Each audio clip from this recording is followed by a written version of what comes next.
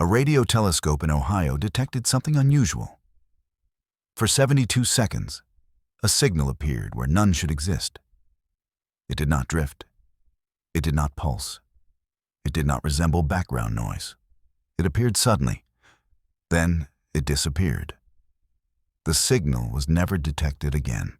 The telescope was part of a long-running scientific project. Its purpose was not communication. It was not designed to search for messages. It was built to listen, quietly, continuously. Known to operate in that range. The telescope itself was carefully maintained. Its instruments were calibrated regularly.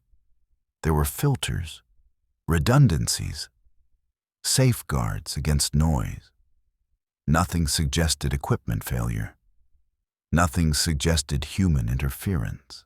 At the time of the signal, the observatory was operating automatically. No scientists were seated at the controls. No alarms were triggered. The system simply recorded what it received.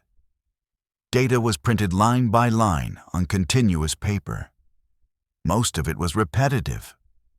Most of it was ignored. This routine had repeated itself for years, and it had never produced anything like this. The signal rose sharply. Then it slowly faded. Exactly 72 seconds in total. That duration mattered, because it matched the precise time a fixed radio telescope would observe a single point in space as Earth rotated beneath it. Which meant something important. The source was not moving. The planet was. Days later, a researcher reviewed the printed records. Among thousands of pages of routine data, one sequence stood out. Its intensity far exceeded everything around it. It was narrow, focused, unusual. He marked the line, circled it, and wrote a single word in the margin. Wow. That word was never meant for publication.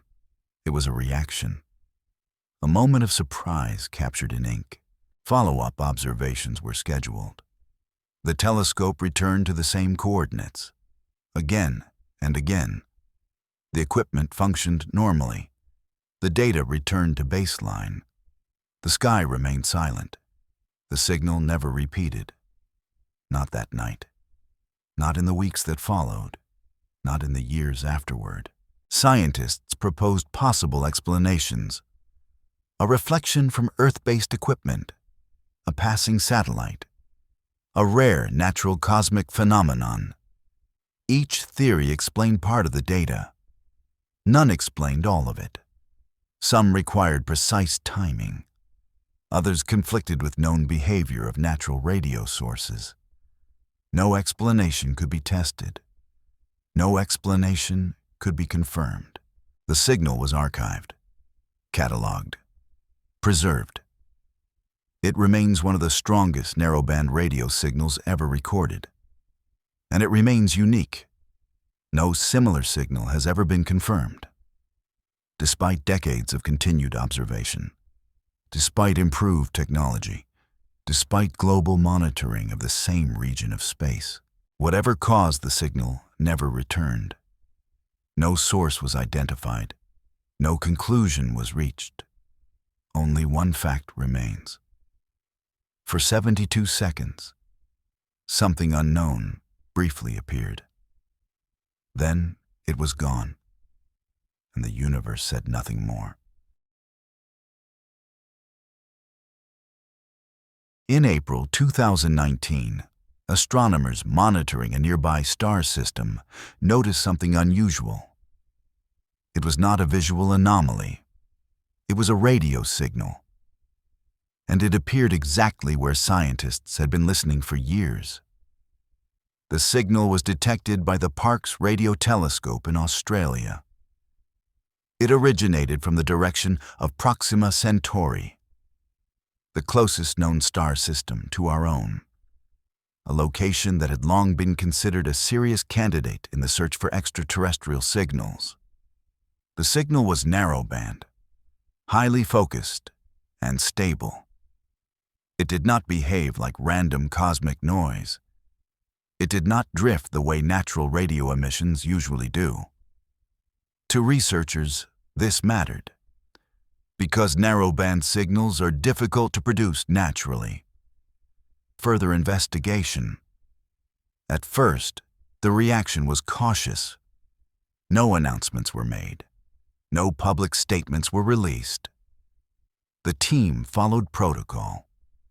They assumed a terrestrial explanation until proven otherwise. Further observations were scheduled. The telescope returned to the same coordinates. Again and again. But the signal did not reappear. That absence was significant. If the source had been natural, it should have returned. If it had been astronomical, it should have shifted predictably. It did neither. Researchers began a detailed analysis.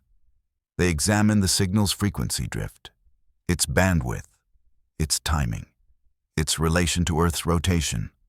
They compared it against known satellites, against aircraft, against catalog transmitters. Nothing matched. For a time, the signal resisted explanation. It remained isolated, unrepeated, and unresolved, which made it unusual, but also dangerous, because history had shown that many promising signals eventually turned out to have mundane origins. In 2021, the Breakthrough Listen team published their findings. The conclusion was careful, measured, and restrained. The signal, they determined, was most likely human-made interference, not because it matched a known transmitter, but because its behavior subtly changed when Earth-based equipment moved. The signal appeared to drift in ways consistent with local sources, not distant stars. No specific transmitter was ever identified. No device was officially named. The origin remained technically unknown, but the explanation was no longer astronomical. The signal was real. It was recorded. It was analyzed. And it briefly met every requirement to be considered artificial, just not extraterrestrial. BLC-1 was archived, cataloged, and added to a long list of signals that once looked extraordinary, until they didn't. Today, the case is considered closed, but not forgotten, because it demonstrated how difficult it is to separate the unknown from the misunderstood. The signal appeared once. It never repeated. And for a brief moment, it reminded researchers how thin the line is between discovery and error.